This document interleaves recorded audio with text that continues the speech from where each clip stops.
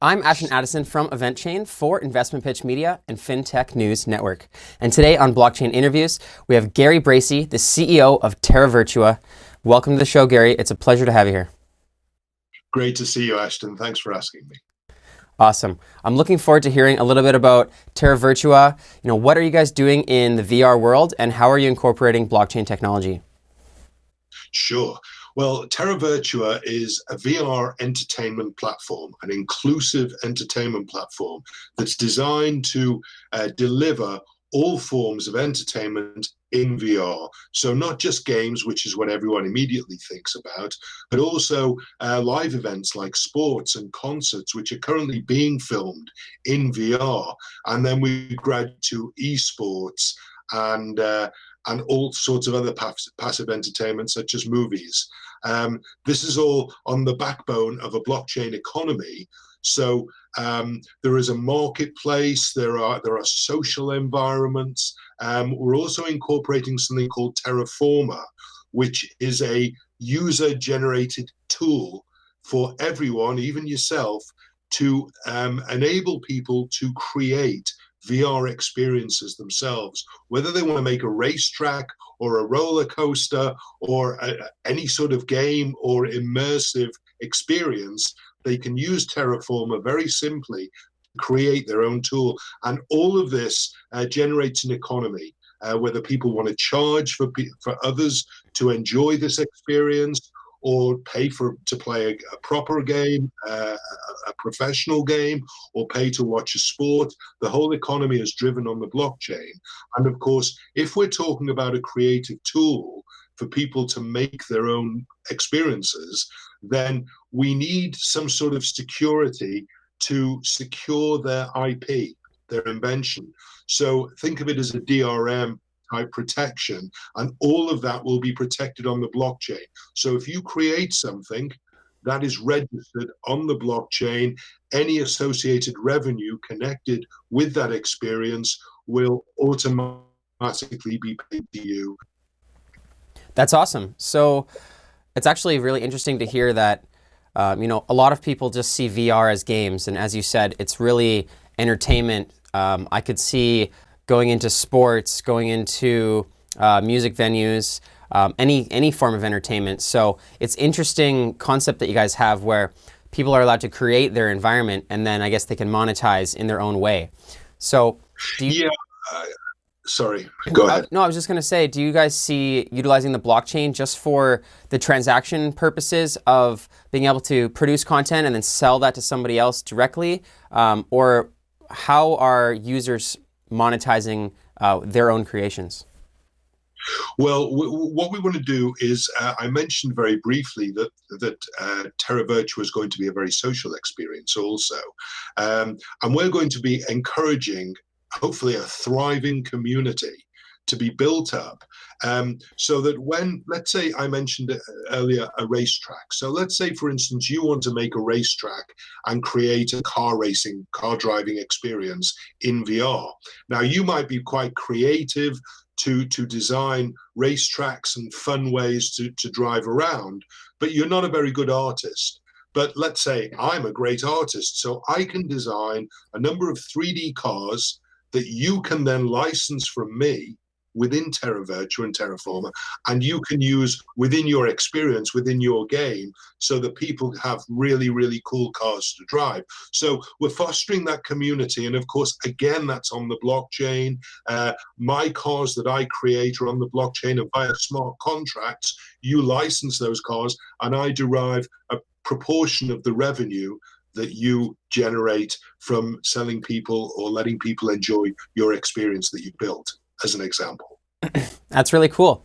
So is the actual content that people produce on the blockchain, or more so the ownership rights? And to further extenuate on that question, does Terra Virtua need its own blockchain, or are they backing on top of the major blockchains like Ethereum?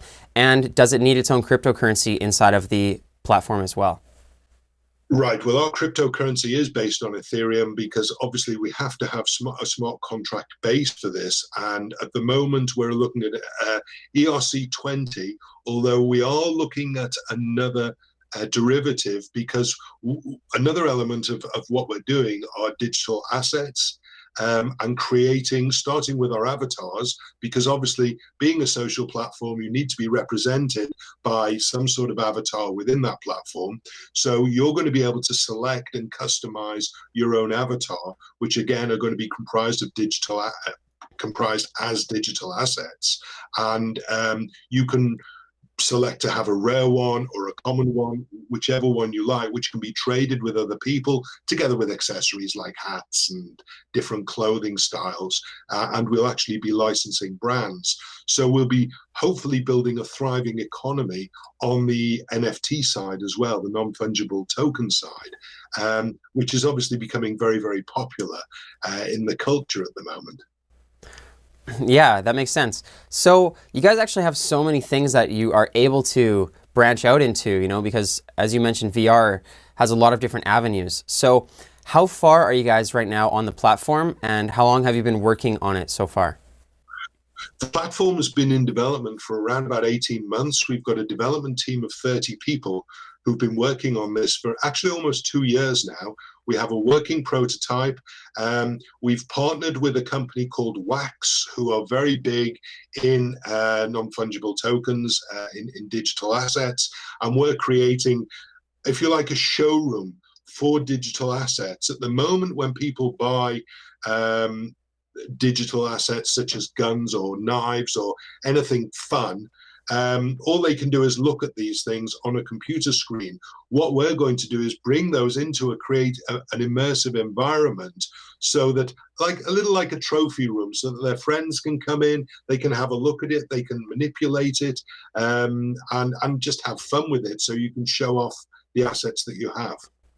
That's awesome. Yeah, no, I could see how when you're buying certain things, especially the current online experience right now, you really aren't immersed in it. You can't really see it. And to be able to see a 3D representation would make all the difference. So that's awesome. It makes a huge difference. Yes, yes. So looking forward, what are some of the limitations that you think Terra Virtua will face as you guys expand into the VR world?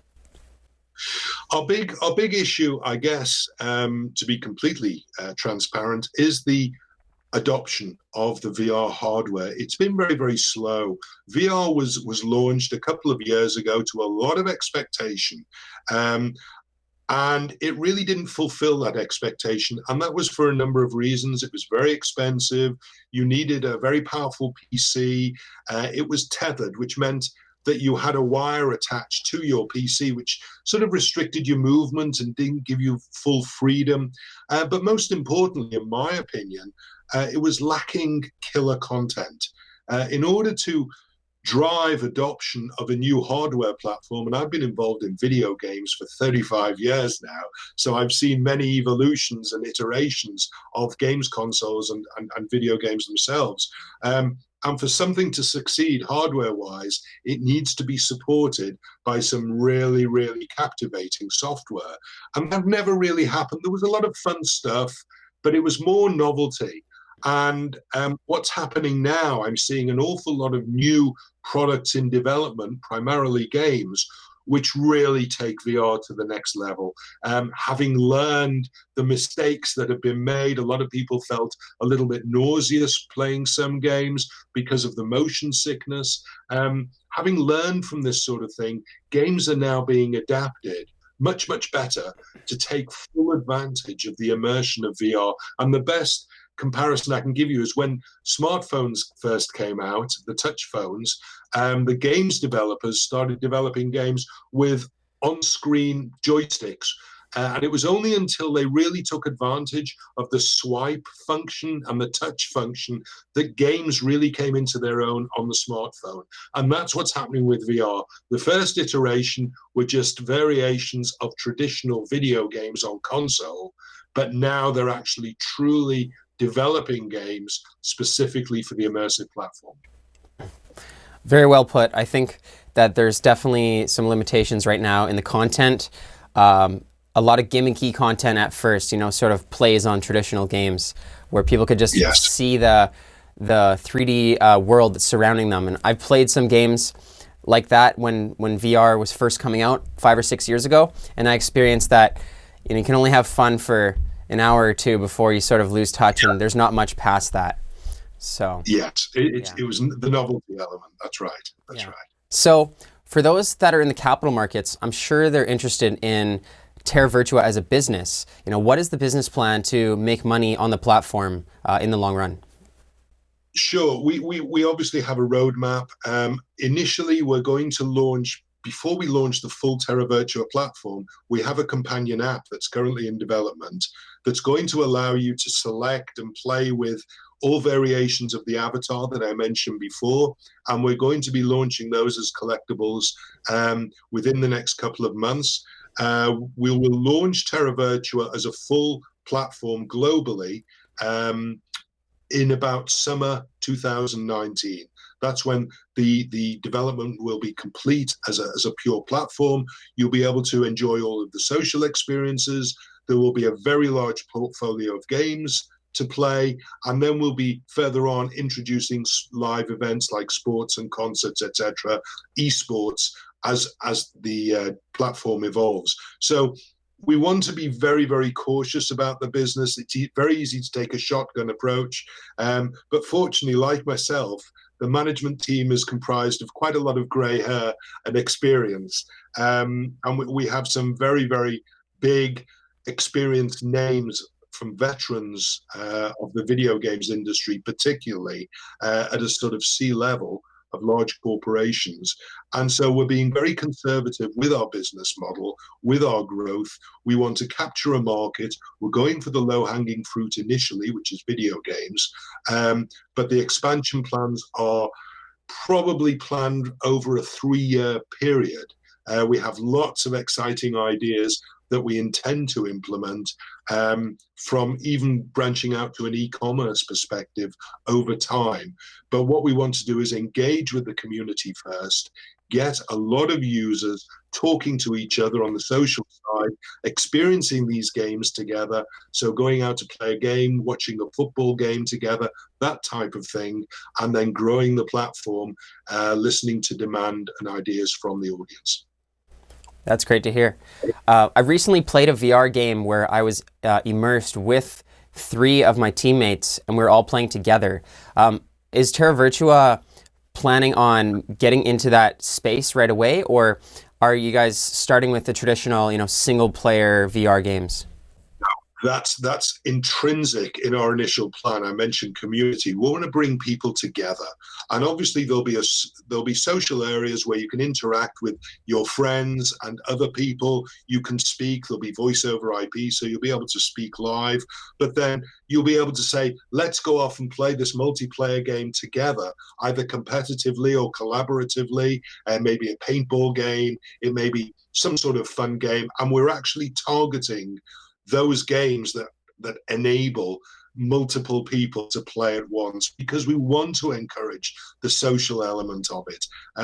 Sadly, people are moving a little bit further apart these days, and it's a nice way to try and bring people together again. That's awesome. Yeah, it really makes a difference when you can play with other people around you. So yes. I was going to ask you guys about your upcoming roadmap, but you laid it out pretty clearly. You said one of the major releases is coming out summer of 2019. As for what's coming up in the near term, are you guys doing a token sale for your cryptocurrency as well? Or what are the community efforts coming in the next couple months here? Sure, we're being very active on the social media channels. We seem to be getting quite a lot of favorable coverage from YouTube bloggers who've discovered our platform or are quite excited about it. But yes, we've started an ICO quite recently. We're going through a private sale at the moment, and that's taken us mostly around Asia. That's why I've got big bags under my eyes.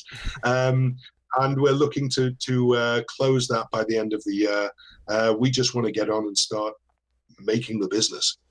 That's awesome. Yeah, I could see how a lot of YouTubers and thought leaders would gravitate towards VR, because it's just so exciting and there's so much potential that we really are in the incubation stages still. Just wait till we're all immersed in there and we prefer it over real life. I'm sure that will happen one day. So I think so, yes. So if people are looking to get involved in Terra Virtua as a community member, help out with the workings of the development of it, what's the best way for people to get involved in the project?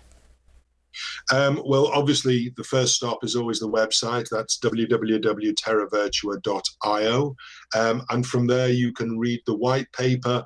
We're very, very keen to hear from anyone who's got great development ideas on a VR platform, anyone who's developing a small game or whatever. We are very, very interested and very keen to encourage the growth of that particular sector.